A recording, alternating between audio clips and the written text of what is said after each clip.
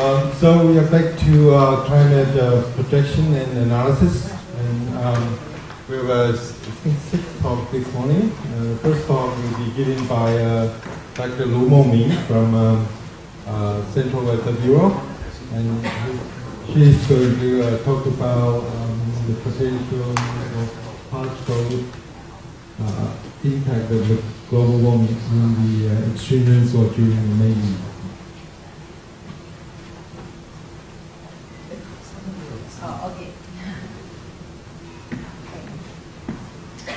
Thank you, Chairman, and good morning, everyone. This is right. Yeah, I will talk about some preliminary results of the future projection of the extreme rainfall frequency during the Mei-yu season in Taiwan. And we know that the Taiwan climate and its variations are strongly influenced by monsoons and the tropical cyclones. After during the winter season, we are influenced by the winter monsoon and the monsoon surge, so like a cold surge. And then in summer, we are influenced by the summer monsoon and the tropical cyclones. And during the transition from the summer to winter monsoon, we have this Mei-yu season. And this Mei-yu season is very important for Taiwan because, particularly for the southern part of Taiwan, because we have a very distinct dry season in autumn and the winter. And the Mei-yu season signals the starting season of the wet season. So the onset of the Mei-yu season is a major concern in Taiwan. And also the duration and the rainfall amount of the Mei-yu season is a very important issue. And during the Mei-yu season, we often have this mesoscale convective system associated with the Mei-yu front, and that can cause a lot of disasters, and very severe floods can happen during the Mei-yu season. And for example, in last year, our president, he canceled his celebration activities on his 5th anniversary in office. Because we had a torrential rainfall one day before the celebration day. So on the May 20th, he needed to stay in a central disaster center to prevent anything serious will happen. So in Taiwan, the people tend to ask a question is that how will the Mei-yu season extreme rainfall frequency change in a warmer climate? In order to answer this question, we need to know first the relationship between Taiwan's extreme rainfall frequency and the large-scale climate. And if we know this relationship, then we can use this relationship to project the future possibilities of the influence of the large-scale climate. So in our study, our approach is following this kind of concept. First, we use the station data to identify this extreme rainfall frequency. Then we try to derive a major inferential large-scale circulation index and as a proxy to estimate the future projections of the frequency of these extreme rainfall events. Okay, the data we use is the 10 station data along the western coast of the Taiwan. Because over the western coast of Taiwan, the Mei-yu has a stronger influence than compared to the east coast. And we use the hourly rainfall data start from 1951. For the older 10 stations, they have the very good hourly rainfall data that we can use. And for the large-scale data, we still use this NCEP reanalysis data version 1. And for extreme events, we only use the rainfall data that greater than 5 millimeters per hour for the analysis, because our main focus is on extreme events. And For identifying these extreme events, we follow the standard procedure that we first to select the extreme cases according to the rainfall amount that anomaly is greater than 3 standard deviation of the rainfall data. And then we use this moment method to fit the distribution and to find the best distribution to describe the extreme value. And then we estimate the return period, and then we found that for Taiwan, even a return period greater than 2 years, that can have a strong influence or can cause the disasters in Taiwan. So for us, our extreme cases is definition matched to a return period greater than 2 years. And for the extreme events, we can identify the duration and the rainfall amount and the frequency. The frequency, that means the return period, occurrence frequency. And so use the 50 years of the station data, then we select the 30 extreme rainfall events. And based on these 30 extreme rainfall events, we can composite their large-scale variables, and then we found that for the extreme events, the most distinct large-scale pattern is the southwesterly flow that associates with this cyclonic circulation to the north of Taiwan and the anti-cyclonic circulation to the south of Taiwan. And this is the total field, and this is the anomaly composite. So on the anomaly composite, you can see the similar pattern. So this is the most distinct large-scale pattern for extreme events of Taiwan during the Mei-yu season. And this pattern also is very consistent with the forecaster's experience and about the Mei-yu season. And so this diagram is a summary diagram to show that how you can define this large-scale circulation index based on the composite results. The red dots represent that 70% of extreme events has the positive vorticity over the red dots area. And the blue dots means that 70% of extreme events has the negative vorticity over the blue dot area. And the orange dot, that means that 70% of the extreme cases, they have the westerly over this area. So we have tried many ways to design this index, and the result, the result is that we think the best way to define this index is to count the number of days that has the southwesterly winds, wind speed larger, greater than a certain kind of the critical wind speed. And then the critical wind speed is determined by the data's statistics. So this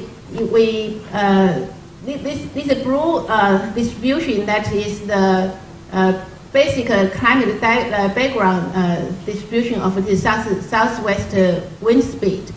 And we found that if we use this percentile 60% as our critical wind speed for the extreme events, it seems is a reasonable decision, because about 70% of the extreme events, they have this southwesterly winds larger than this critical value. So we use this definition to define the proxy of the Taiwan Mei-yu extreme rainfall frequency. So by this practice, we can have this index for different data sets and different models. So this can be used as a kind of a normalized index for different model, and easy to do the model comparison. And our approach is in a sense, it's kind of a downscaling procedure. That means we use this large scale index as a proxy and try to estimate the annual frequency of these extreme events. And because on the first day, I think Professor Stone mentioned that for the application users, what you need is probability. So we need to derive the probability of the future projection. In order to do this, we separate this index to 3 categories, like by less, more, no more, and the more categories according to the 30%, 40%, 30% of this classification. And then after doing this, we can use a Poisson distribution to describe the PDF of different categories. And then we use just kind of a weighting average and to derive the total PDF. So by doing this, we can kind of simulate the probability distribution of the extreme events. So this is the result, use the observational data. Like we can classify distribution to the normal case and the less frequent years and the more frequent years. And then this is the combined of the total PDF. Okay, so for the future projection, our preliminary, the result is that we use the CMIP3 model data, because for doing this extreme event projection, we need to have at least the daily rainfall data set. And when we started to do this research, we did not have this AR5 model available for us, the daily data available. And even now, we are still download the daily data because it's a huge data set. And it takes a lot of time to download and to analyze it. And so for the AR4, we tried 6 different models. And the criteria to select these 6 different models that were based on the model resolution and the data availability. So we selected the 6 models. And for the projection, follow the procedure that I just described, that we can simulate or we can derive the probability distribution of the extreme event frequency based on our large-scale index and for different scenarios. So this is a result that the example of the projection that we use the Norwegian model and for the projection. So in this diagram, this is the A1B scenario. The blue line, that's the present climate, and the red line, that's the near future, and the green line, that's the end of the century. So for example, for the current climate, if the frequency is larger than 8 times per year, that means it's above normal category.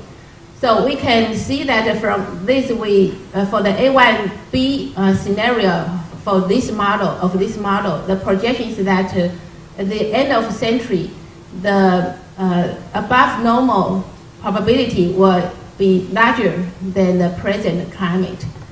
And the difference increase is different for different scenarios. So if we have more CO2 concentration, the increase is most significant compared to the less CO2 concentration scenario. So for 6 models, so we can have the results. So because the model, they have very large, it's not, we don't have the very coherent result. And the different model gives different results. So it's kind of a diverse result. And we followed the concept of Holland Netherlands projection, that we separate the models to the more warm group and the less warm group, and the monsoon circulation has a larger variation than less variation, and try to group the models to different categories. But still, by doing this, it's very difficult to have a conclusion. Some models suggest the decrease of the annual frequency of the extreme event, and some models suggest the increase of the probability. So it turns out that we found that we need more models for making the future projection.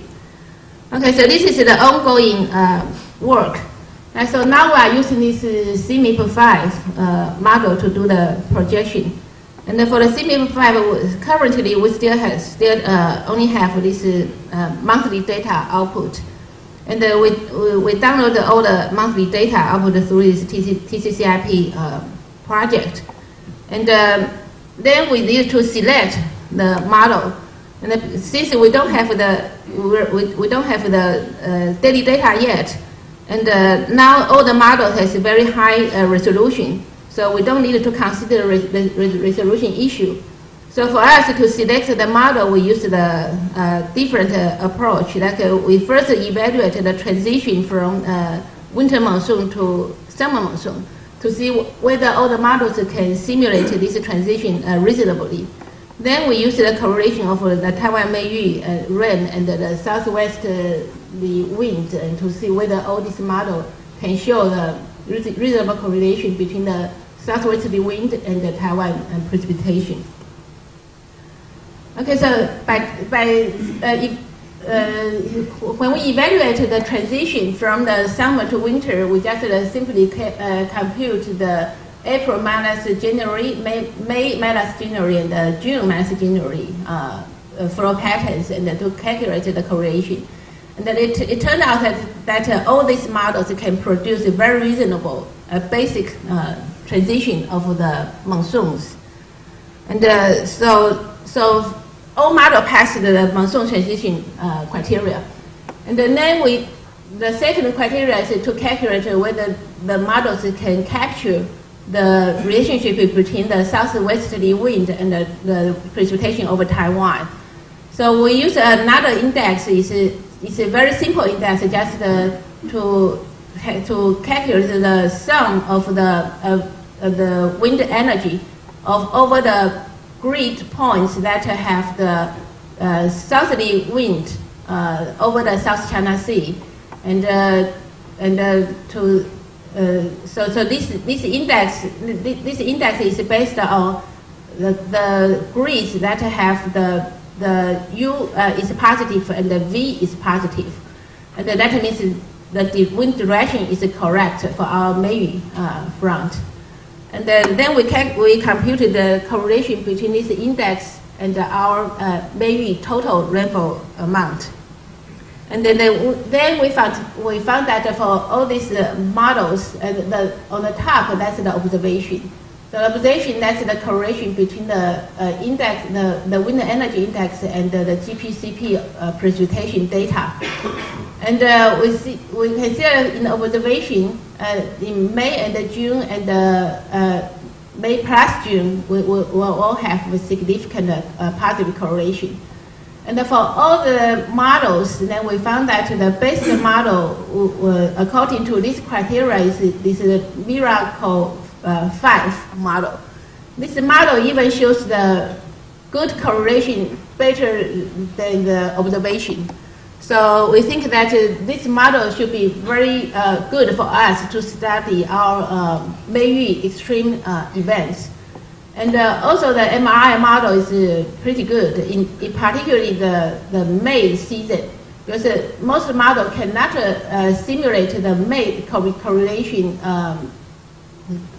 well, but only few less model like the Australia model and this UK Met Office model and the MRI model can simulate this May correlation very well, and this is the Norwegian model.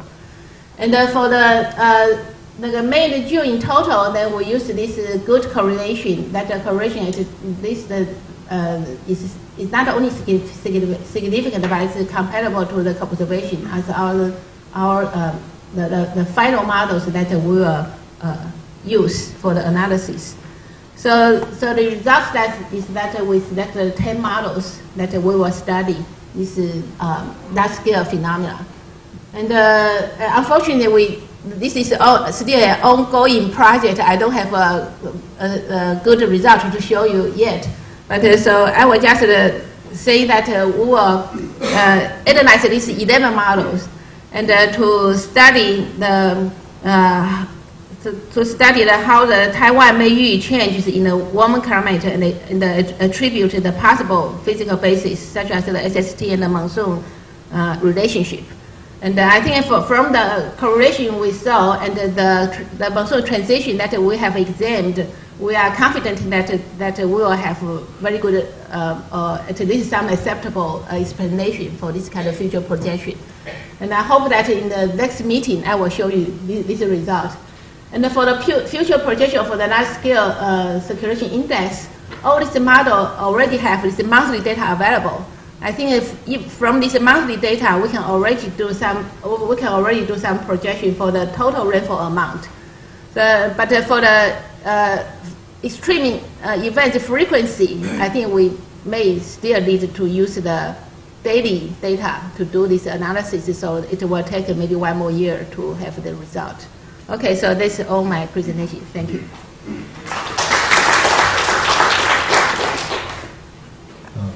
Yeah, thank you for Dr. Lu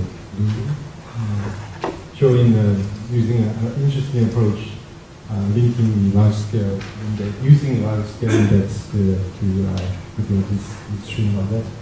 So, any questions? Thank you. I enjoyed the presentation. The selection of models is tricky business. Yes. There's just a few models.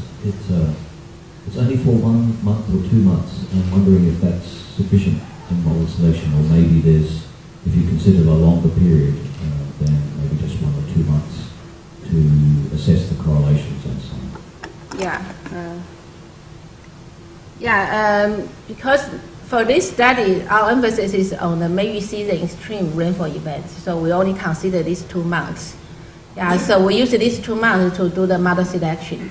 But if, for example, if we were interested in tropical cyclones, I think we need to have different criteria to select a model.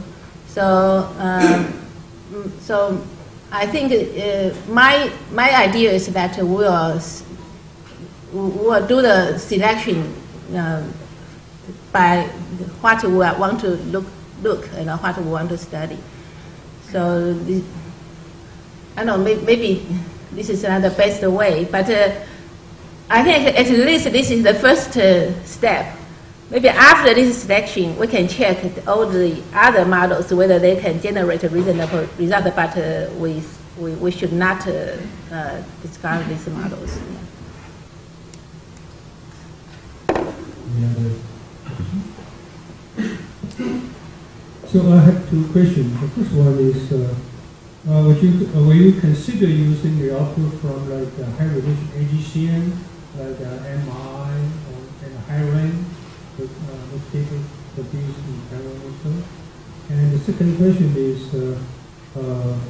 in the yesterday's presentation by Chiu Hong, and we know that during the 1930 and 1950, Mei-yu seems to be stronger than present days. Right.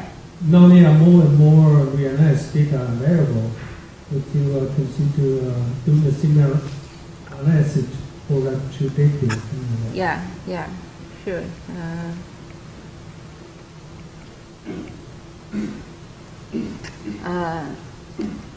Our approach is still we need 2 steps.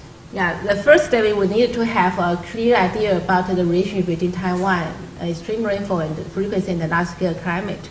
For doing this, I think maybe we don't really need a very high resolution AGCM. Any AGCM can give us the reasonable result to simulate these southwesterly winds and give a good correlation between the southwesterly winds and Taiwan rainfall.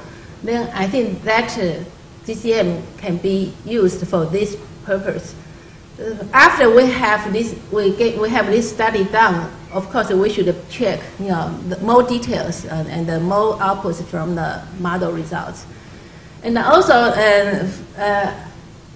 from this relationship, recently there's another data set that's called the 20th century reanalysis data set that really do the reanalysis back to the 19th century. So we are interested to check that data set first and to see what happened in the 30s and the 40s. And in many analyses, we saw this kind of decadal scale of change of the Eastern Asian monsoon systems. So I think that the presentation presented by Professor Hong is very interesting, and we are very interested in studying more about what's the decadal variability of the monsoons and the Taiwan Mei-yu. Yeah. Any other question? I do have a question on this daily southwesterly index, since it's right now more like a necessary condition. Yeah. For us, if you really push it to a more strict criteria and make it a necessary condition, how would that result change? So all the decays has to fulfill the index. I'm just, because right now you're setting 60%. 60%, yes. Yeah, it's a proxy.